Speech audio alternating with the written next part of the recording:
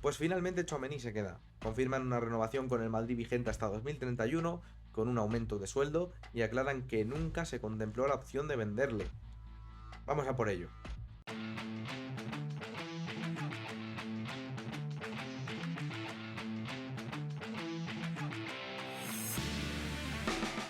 Pues bueno, confirmado por Fabrizio, por Fabrice Hawkins, por José Félix, por Ramón, entre muchos otros periodistas. El Marca también ha sacado una noticia. La renovación con Tchouaméni es un hecho, ¿vale, chicos? Es un acuerdo hasta 2031, tenía acuerdo hasta 2028, eso significa que le van a renovar 3 años, que es un plazo que está bien para un jugador de 26 años como es Tchouaméni, me parece bien.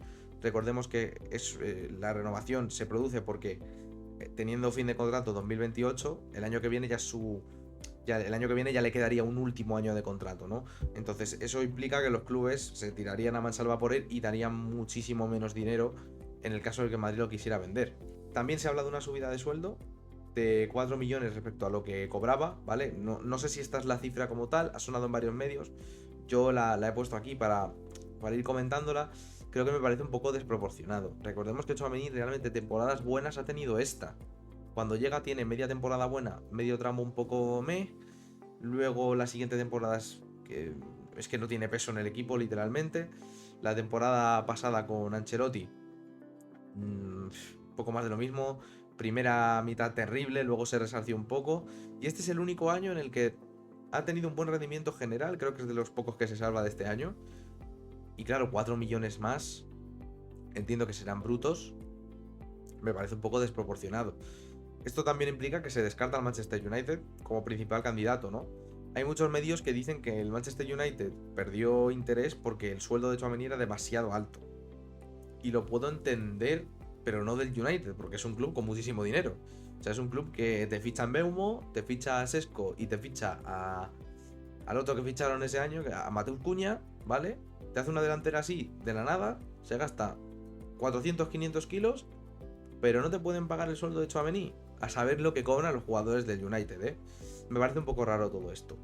Y además, Fabrizio acaba de dar el Here We Go a Andrei Santos, ¿vale? Que es un pivote el pivote del Chelsea, que al no tener, pues, entre que está Enzo y entre que está Caicedo, pues lo han decidido vender y esto descarta a Tchouaméni, porque ya han fichado un pivote, ¿no? Entonces Tchouaméni queda 100% descartado para el United. Luego, me gustaría comentar una cosa que no entiendo, que es el tema del incidente con Valverde. Parecía que iba a haber algo más que la multa que se puso y al final nos hemos olvidado de ello. Nos hemos olvidado de que Tchouaméni y Valverde tuvieron una bronca. Valverde acabó con puntos. Es cierto que Valverde tuvo gran parte de culpa, ¿no? Por lo que tengo entendido. Pero ese es un evento que habría que tener en cuenta a la hora de renovar a un jugador. O sea, es un jugador que ha tenido un conflicto grave con un jugador de plantilla, con tu capitán. Y la implicación más fuerte que tiene, y que creo que es la que más está dejando intranquila a la afición, y también a mí, por supuesto, es que el Madrid no va a moverse más para el centro del campo. Lo cual puede ser clave para entender lo que quiere hacer Mourinho, pero yo sé que Mourinho está pidiendo un centrocampista y un central más, lo he leído, lo he excusado de Ramón, ¿vale? Que tiene buena información respecto a salidas y entradas del Madrid. También lo habló Mario Cortegana, que también tiene muchísima información y de muy buena calidad respecto al Madrid. Informó de que realmente el Madrid quiere fichar más.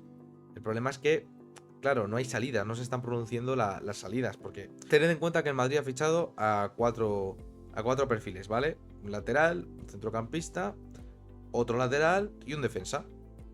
Y han salido del Madrid Ceballos, Fran García, que se ha hecho oficial hoy, por cierto. Mucha suerte a Fran.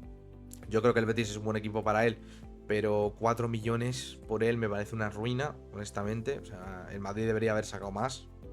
En cualquier caso, ha salido Fran, ha salido Ceballos, ha salido Álava y ha salido Carvajal. Es decir, 4 jugadores salen, 4 entran. Pues habría que empezar a pensar en las salidas, ¿no? Creo que eso es el plan ahora mismo del Madrid. Yo quiero creer que van a traer otro centrocampista, Mourinho también, pero es que quizá no. Y eso es a mí lo que me está empezando a asustar y por eso quería hacer este vídeo, para ponernos en lo peor y decir, vale, si se queda Tchouaméni y no se ficha a nadie más, ¿qué hacemos tácticamente? O sea, ¿qué puede hacer el Madrid para solventar la carencia la falta de creación de juego que tiene, que es severa?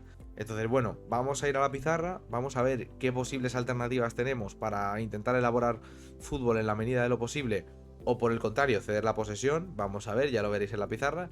Así que vamos a ver qué alternativas tiene el Real Madrid para hacer casar a Tchouaméni con el esquema táctico que en principio utilizará José Mourinho en su llegada al Madrid. Vale, vamos a explicar qué implica esta renovación de Tchouaméni y por consiguiente su 90 dentro del esquema táctico 4-2-3-1, que es el esquema insignia de Mourinho, es el que ha utilizado en todos sus equipos, ¿vale?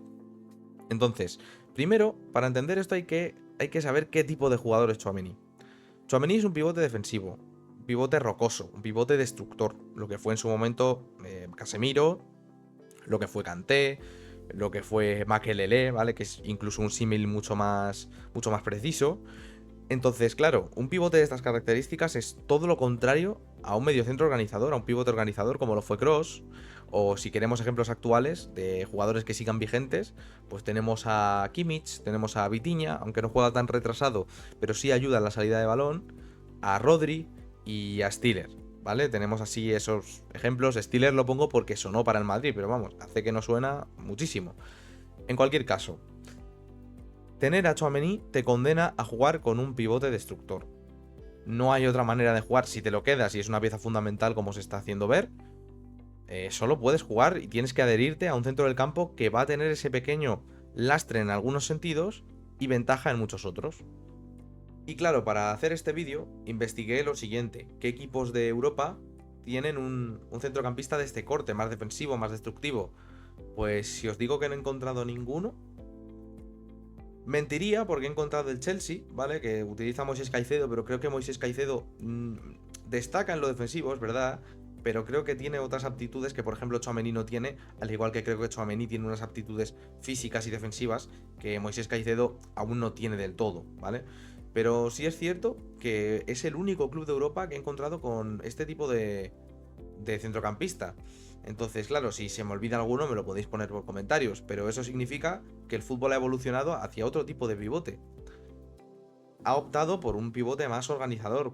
Los casos que os he dicho antes, vaya, Kimmich, Rodri, al final son pivotes con mucha experiencia y que saben organizar y sacar el balón jugado. Es decir, que no tienen quizá esa rocosidad defensiva, ¿vale? Si es que esa palabra existe.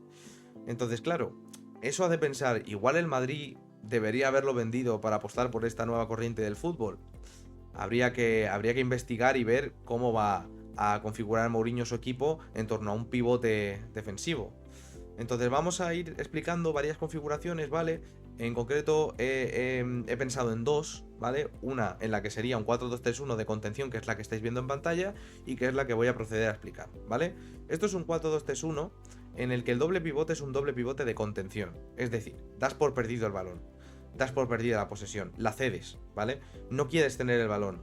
La creación de jugadas viene desde las contras, viene desde las recuperaciones de balón, viene desde cortar jugada, aprovechar un rechace, no desde una elaboración muy compleja.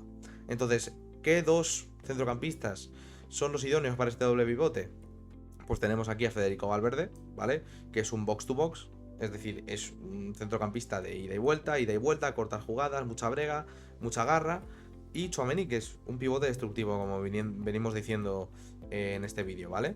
Entonces, este centro del campo, su mayor característica es que es muy físico, de mucha lucha, de cortar balones. Entonces, en fase defensiva, realmente esto formaría de esta manera, ¿vale? En fase defensiva, esto es un 4-4-1-1.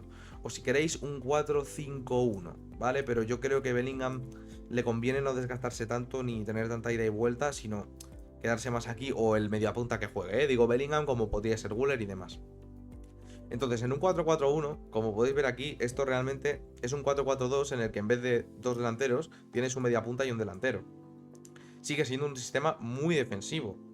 Al final, este doble pivote, en conjunción con los centrales, te aporta un equilibrio defensivo que es una característica muy primordial del 4-2-3-1 cuando utilizas un pivote de contención. Esto lo pudimos ver en el Tottenham de Mourinho. En el Tottenham de la 21-22 o de la 20-21 es en el que se va cedido Bale. Entonces es la 21-22, ¿vale? Que es cuando el Madrid gana la Champions de las remontadas, que justo ceden a Bale. Pues el tema de Bale y del Tottenham de Mourinho es que tenía a Sissoko y a Holberg. Y Sissoko y Holberg con el balón eran terribles, vaya. O sea, son dos centrocampistas que su característica primordial era que eran muy físicos. Entonces, claro, esto se puede asemejar un poco más a lo que busca Mourinho con este doble pivote, con esta configuración. Por eso lo utilizó así en el Tottenham. Y en el Tottenham también tenías un mediapunta habilidoso, como lo eran en Ndombele y Dele Alli. Entonces, lo que vengo diciendo, a nivel defensivo, esto formaría como un 4-4-1-1, ¿vale? También esto implica mucho esfuerzo de los extremos, que bajen a defender también, para que esto sea lo más compacto posible y en el momento que se recupere un balón al centrocampista creativo, al mediapunta, que conecte con el delantero o con uno de los extremos que corran por las bandas haciendo gala de lo que os estoy diciendo de tener mucho recorrido, ¿no?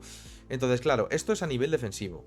Ahora, a nivel ofensivo, esto cambia completamente. O sea, a nivel ofensivo, los atacantes suben, pero todos, incluido el mediapunta, se convierte en un 4-2-4. Un 4-2-4, esto un poco más ancho, es un sistema con mucha anchura, es lo que utiliza Francia, por ejemplo, en este mundial. Con Dembélé, con Olise, con Mbappé y con Doué o Barcola o Cherki, ¿vale? Utilizan este sistema, un 4-2-4. ¿Por qué? Porque ya que no puedes crear juego con este doble pivote, porque es imposible, que los de arriba inventen, ¿no? Como se suele decir, básicamente el juego recae en la figura del mediapunta, por supuesto, o sea, tienes que tener un mediapunta muy creativo, un mediapunta de mucho recorrido, un mediapunta con mucha personalidad, con liderazgo. Es una característica, bueno, son varias características muy importantes de un mediapunta, sobre todo en este sistema, porque la gran mayoría de elaboración de juego cae o recae en él, mejor dicho.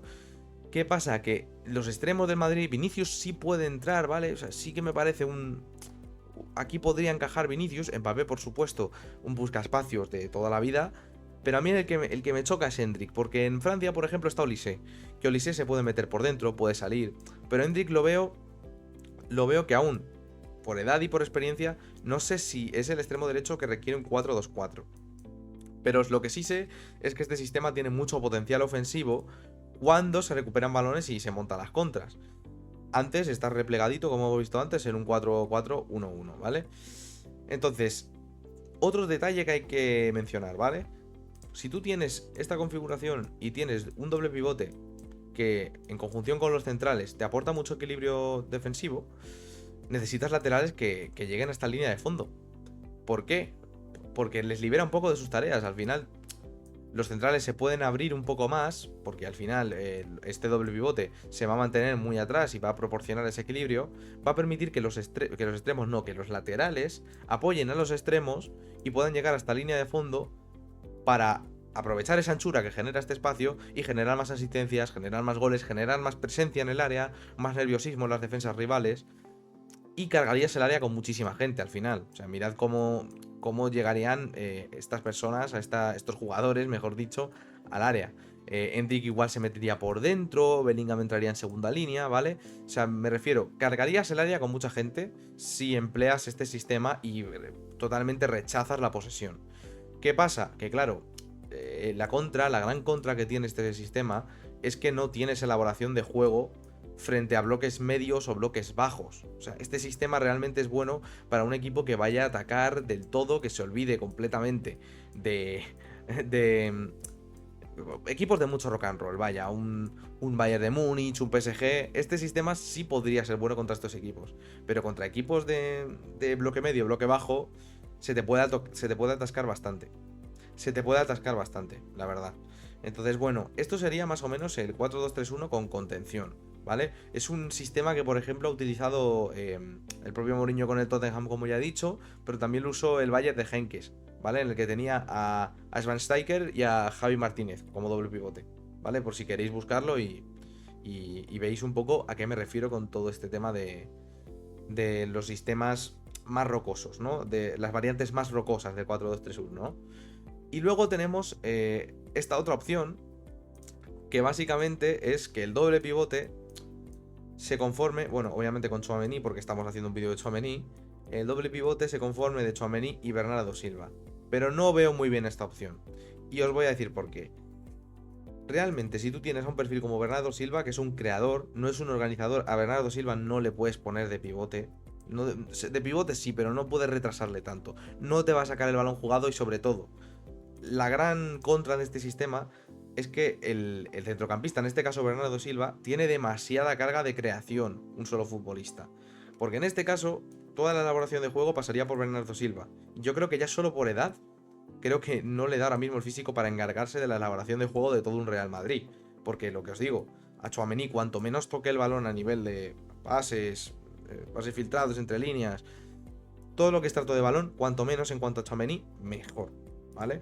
Entonces, creo que además se puede producir un desequilibrio si tratas de poner en esa posición a Bernardo o a Bellingham, ¿vale? Podríamos intentar esta variante, porque Bellingham aquí es donde jugaba en el Dortmund, pero como os dije ya en aquel vídeo sobre cómo sería mi Madrid ideal, Bellingham tiene que ser un mediapunta.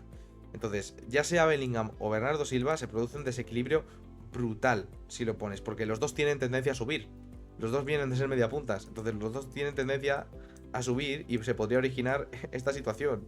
Y tendrías que todo el equilibrio de juego pasaría por Tchouaméni. Esto es insostenible, ¿vale? Esto es totalmente insostenible. Entonces, claro, este sistema me genera muchas dudas. O sea, aquí sí que me parecería trascendental Trent, ¿vale? Porque Trent al final es un carrilero, como os he dicho muchas veces, que en estos últimos años ha sido un carrilero invertido, que raramente coge línea de fondo, es un carrilero que se mete para elaborar juego aquí con los pases largos que tiene, con ese pie tan bueno que tiene. Se solía poner de pivote con Klopp, como ya os dije, y aquí sí que me parece trascendental Trent. Igual que me parece trascendental Dinhausen, ¿vale? Porque Dinhausen es un central que te aporta esa salida de balón, es un central que sabe sacarla bien, que tiene buen pie. Entonces, creo que si vas metiendo estos pequeños elementos, igual la cohesión es un poco mejor, pero sigue chirriándome este sistema. Aparte, el único equipo que he encontrado de Mourinho y en general con un 4-2-3-1 que prescindiera de la figura del pivote organizador, porque aquí no hay organizador, hay un creador y un destructor, es el Madrid de Mourinho cuando jugaba Mamadou Diarra en vez de Khedira, ¿vale? Y aún así es que no, porque Xabi Alonso, que era ese otro centrocampista del doble pivote, no tiene nada que ver con ninguno de estos dos. Entonces, me genera muchas dudas. O sea, si tuviera que poner un broche de oro al vídeo, diría que me genera muchas dudas esta renovación de Tchouaméni. Yo tenía claro que lo iban a soltar por 100 kilos. Y me parece que el Madrid tendría que haber remodelado el centro del campo si quiere adaptarse a los tiempos modernos que corren en el fútbol. Estamos viendo centros del campo muy técnicos, centros del campo con mucho trato de balón, centros del campo sin esa figura. Esa figura que fue...